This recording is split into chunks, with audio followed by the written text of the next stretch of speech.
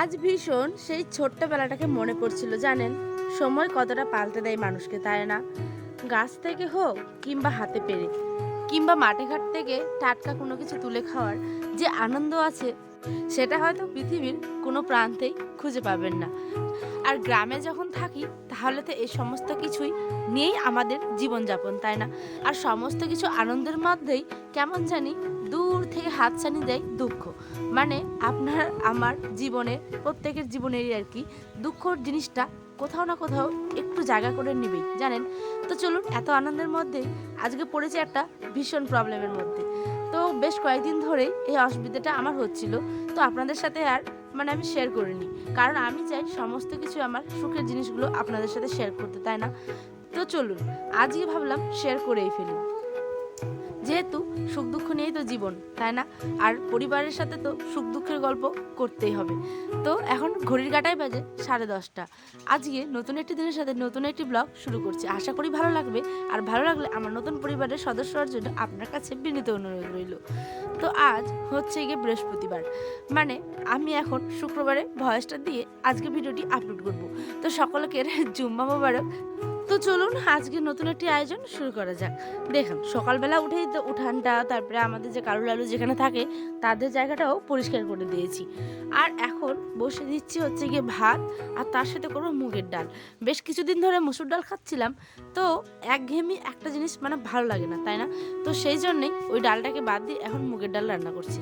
তার মধ্যেই আজকে করবো হচ্ছে গিয়ে, যেহেতু হাটবার বৃহস্পতিবার, তো আয়নার আব্বা তো সেই রাতে এসেছে, আপনাদের সাথে আগামীকালের ভিডিওটিতে শেয়ার করব যে কি এনেছিল না এনেছিল।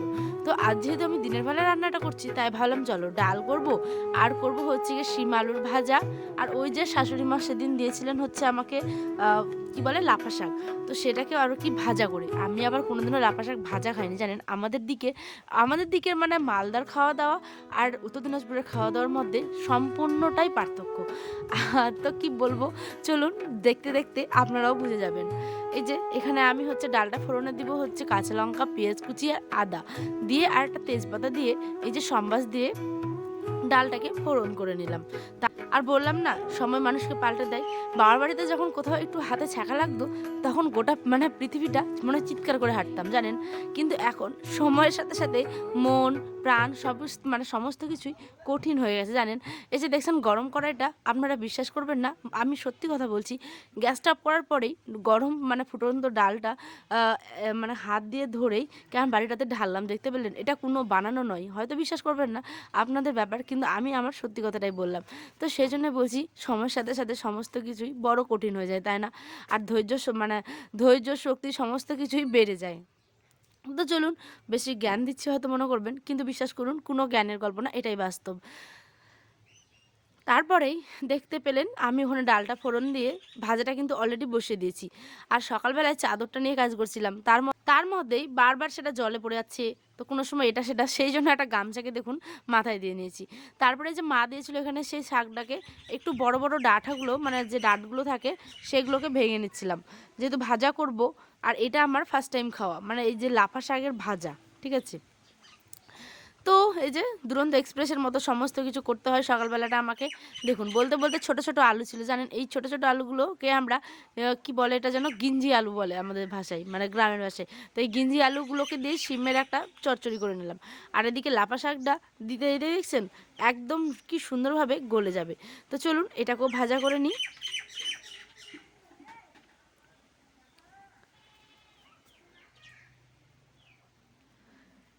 চলুন, শাকটা তো সিদ্ধ হয়ে গেছে আর তেল হয়ে গেছে শেষ। তো সেই জন্যই আমি আবার এখানটায় আয়নার যে আব্বা গায়ে মাখে সেই তেলটা একটু নিয়ে এসেছি, জাস্ট ফোড়নটা দেওয়ার জন্য। কাঁচা লঙ্কা আর পেঁয়াজ কুচি দিয়ে ওকে খাওয়া দাওয়া করে হতে চলে গেছে। তারপরে আমি চলে এসেছি হচ্ছে গিয়ে আমার কাপড় ধুতে। কিছু কিছু কাপড় ছিল আয়নার আব্বার, তারপরে আয়নের আমার। তো সে সমস্ত কিছুই আর কি ধুয়ে নেবো চটজলদি করে। এই কাজটার থেকে কোনোদিনও নিস্তার পাবো আমি জানি না, কিন্তু বিশ্বাস করেন এই কাজটা প্রতিদিনই করতে হয়। আর আজকে এত বাতাস দিচ্ছে যে কি বলবো, জানেন? আমাদের এখানকার যে টিনেরগুলো একবার পড়ছে একবার উঠছে, একবার পড়ছে একবার উঠছে, হয়তো আপনারা সাইড থেকে সেই সমস্ত আওয়াজগুলো পাচ্ছেন। তো প্লিজ একটু অ্যাডজাস্ট করে নেবেন, কারণ গ্রামে থেকে ব্লগ করি আর বাইরে এসে আমি যেহেতু ভয়েসটা দিই। আর আজকে শুক্রবার এত সারাদিন বাতাস করছে যে কি বলবো, জানেন? তো চলুন চটপট করে কাপড়গুলো ধুয়ে নিই।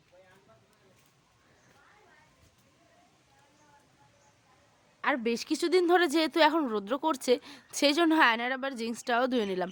ওনার আবার বেশ কয়েকখানা জিন্সের মধ্যে এটা খুব ভারী পছন্দের। তো আজকে জোর করে তার কাছ থেকে কেড়ে নিয়েছি যে এটা আমি ধুয়ে দেবো। জানেন এত মানে কি বলবো, প্রতিদিনই কাপড় কাচি কিন্তু তার কাপড়গুলো আমাকে মনে হয় জোর করে করে কাচতে হয়। সে কাচতেই দিবে না। কারণ কি, নাকি নোংরাই হয়নি। আর এখন আয়ন সোনাকে ঘুম পাড়িয়ে দিয়ে ভিডিওটা মানে এই মুহূর্তে আর কি এডিট করে সমস্ত কিছু কমপ্লিট করে আপনাদের সাথে শেয়ার করে দিচ্ছি। কারণ আমি আজকে যাব হচ্ছে গিয়ে আবার মানে একটু ডাক্তারের কাছে। তো ডাক্তারের কাছে যে মানে যাওয়ার আছে, জানি না আয়নার আবার যদি ঠিক টাইম মতো আসে তাহলে যেতে পারবো, আর নইলে নয়। তার আগে একটা টোটকা আজকে আপনাদের সাথে শেয়ার করব। দাঁড়ান দাঁড়ান, তার আগে কাপড়গুলোকে মেলে দিয়ে আসি। প্রায় তো আমার সমস্ত কাপড়গুলো ধোয়া মানে কমপ্লিট হয়ে এসছে। কিছুক্ষণের কাজ অনেকক্ষণ লাগে জানেন, কেননা আয়নের দিকে বারবার দেখি সে কোথায় আছে না আছে। তার মধ্যে আজকে এত মোবাইলে মানে আমার ভিডিও মানে জ্যাম হয়ে গেছে যে কি বলবো। সেই জন্য আপনাদের মানে কাপড় যে শুকোতে দিয়েছি বা আর একটু মাঝখানে কাজ করেছি সেগুলো আর দেখাতে পারলাম না। তো এখন বাজে হচ্ছে কি 10:30টার মতো বাজতে যাচ্ছে। এখন আমি এই যে লবণ আর তেল, এই টোটকাটার কথাই বলছিলাম। জানেন আমার দাঁতের মাড়ি মানে সাইডগুলো আর কি এত কয়েকদিন ধরে ব্যথা করছিল। তো ব্রাশ করি সমস্ত কিছুই, তার মধ্যেও দেখি যে ব্যথা করছিল। তো আয়নার আব্বা বললো যে এটা নাকি লবণ আর সোডিয়াম, দাঁতের আর কি সোডিয়ামের অভাব হয়ে গেলে নাকি এই কাজ মানে এই জন্যই ব্যথাটা করে আর কি। ঠিক আছে, আমি তো লবণ তেল দিয়ে জীবনেও মানে কোনো দিনও দাঁত মাজিনি। আজকে জীবনে প্রথমবার বাধ্য হলাম মানে পরিস্থিতিতে পড়ে আর কি, বিশেষ করে আমার যেহেতু গালে ব্যথা সেই জন্যে। তো চলুন লবণ তেল দিয়ে নিয়েই মুখটা আমার দেখতেই পেলেন কি বাজে একটা ফিলিং হয়েছে, বাপরে বাপ, মানে একদম পুরো লবণে লবণ মুখটা জ্বলে গেছে। তার মধ্যেও কষ্ট করে মুখটা ধুয়ে নিয়েছি। আর এই যে এদিকে আমি আর আমার মেজোজা, ঠিক আছে, সে তো মুখ দেখাবে না, তার নাকি মুখ দেখাতে বারণ।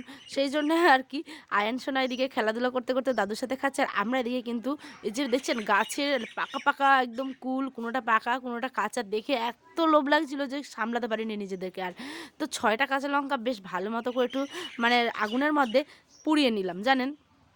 তার মধ্যে এই যে সিলটা দেখছেন, এখানে আমি বেটে নিব হচ্ছে এখন এই লঙ্কাগুলো, আর তার সাথে দিব হচ্ছে লবণ। বাপ রে বাপ, আমি এখন ভয়েস দিচ্ছি কিন্তু বিশ্বাস করেন এখনও মানে আমার জল চলে আসছে জিভ থেকে। তো ওই যে এখন মানে শুকনো লঙ্কা আর লবণ একটু বেটে নিব। তার আগে সিলটাকে ভালো মতো করে মুছে নিলাম। আর এইটা খেতে আমরা স্কুল কলেজে যখন পড়তাম তখন নাকি বলতো সরস্বতী পুজোর পরে কুল খেতে হয় জানেন, তার আগে খেলে নাকি পড়াশুনোই হবে না। তো এটা হচ্ছে কি একটা মজার কথা তাই না, যে কুল নাকি আগে খেলে পড়াশুনোই হবে না, পরীক্ষায় ফেল করব, এই সমস্ত কথাগুলো আগে ছোটোবেলায় আমরা প্রত্যেকে মানে জানি যে আগে নাকি কুল খেতে নেই।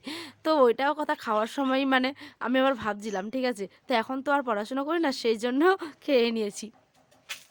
তো চলুন এখানে দেখছেন এত ঝাল লেগেছিল পরে হাতগুলো যে আগুনের মতো জ্বলছিল, যে তবুও মানে লোভ না সামলাতে পেরে এই যে টপ টপ করে খালি জাস্ট 5-6টা খেয়ে নিচ্ছি। কিন্তু খাবো কি করে, এখানে তো আয়ান সোনা সে খায়, তো আর মানে আদিল সোনা আছে ওও খায়, মানে মাদের থেকে বাচ্চাগুলোই প্রায় কেড়ে কেড়ে খেয়ে নিচ্ছে।